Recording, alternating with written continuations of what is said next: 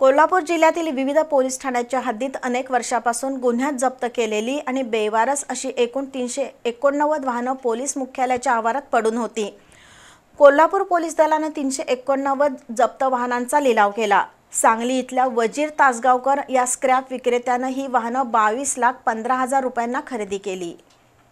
कोल्हापूर जिल्ह्यातील विविध पोलीस ठाण्याच्या हद्दीत गुन्ह्यांमध्ये जप्त केलेली तसंच बेवारस स्थितीत आढळून आलेली वाहनं पोलीस दलाकडून जप्त केली जातात।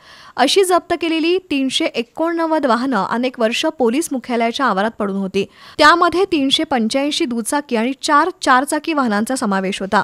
कोल्हापूर पोलीस दलानं या वाहनांचा लिलाव करण्याची नोटीस आठवडाभरापूर्वी प्रसिद्ध केली होती।